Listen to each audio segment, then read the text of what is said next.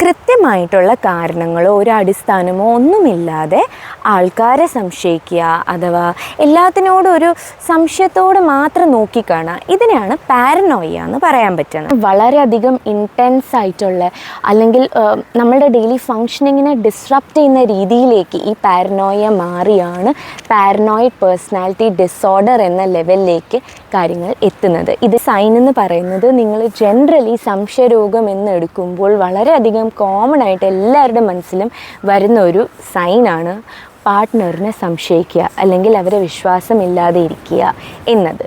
For example, ഒരു ആ ലേഡിക്ക് തോന്നുകയാണ് അവരുടെ പാർട്ട്ണർ ചതിക്കുകയാണ് എന്ന് തോന്നി, ലൈക്ക് കോൺസ്റ്റൻ്റ്ലി ഫോൺ ചെക്ക് ചെയ്യും, വേറെ ആരോ ആയിട്ട് എന്തോ ബന്ധമുണ്ടെന്ന് തോന്നിയിട്ട് ഫോൺ ചെക്ക് ചെയ്യുക, ഫുൾ ടൈം മോണിറ്റർ ചെയ്യുക, ആരടുത്ത് സംസാരിച്ചാലും സ്പീക്കറിൽ ഫോൺ ഇടണം, അങ്ങനത്തെ എല്ലാ രീതിയിലും മോണിറ്ററിങ് ചെയ്തിട്ടും ഒരു രീതിയിലും എവിഡൻസും കിട്ടിയിട്ടില്ല. പക്ഷെ എന്നാൽ പോലും അവർ ഭയങ്കര സ്ട്രോങ് ആയിട്ട് ബിലീവ് ചെയ്യാണ് ദാറ്റ് എൻ്റെ ഹസ്ബൻഡ് എന്നെ ചീറ്റ് ചെയ്യുന്നു എന്നത്. പാരനോയിഡ് പേഴ്സണാലിറ്റി ഡിസോർഡർ ഉള്ള ആളുടെ കൂടെ ജീവിക്കുക എന്ന് പറയുന്നത് അത്ര ഈസി ആയിട്ടുള്ളൊരു കാര്യമല്ല. അവർക്ക് ഡെയിലി ബേസിസിൽ കേൾക്കേണ്ടി വരുന്ന കാര്യങ്ങൾ എന്ന് പറഞ്ഞു കഴിഞ്ഞാൽ, നിങ്ങൾ കള്ളം പറയുകയാണ്, നിങ്ങൾ ചീറ്റ് ചെയ്യുകയാണ്, വേറെ ആരുടെയൊക്കെയോ സംസാരിക്കുകയാണ്, എന്നെ വിട്ടിട്ട് പോവും, എൻ്റെ അഗൈൻസ്റ്റ് പ്ലോട്ട് ചെയ്യാണ്, എന്നെ ചതിക്കാനും എന്നെ വഞ്ചിക്കാനും വേണ്ടി മാത്രമാണ് കാര്യങ്ങൾ ചെയ്യുക എന്ന രീതിയിൽ പേഴ്സണൽ അറ്റാക്സ് എപ്പോഴും എല്ലാ സമയത്തും എല്ലാ സിറ്റുവേഷൻസിലും ഉണ്ടായിക്കൊണ്ടിരിക്കും.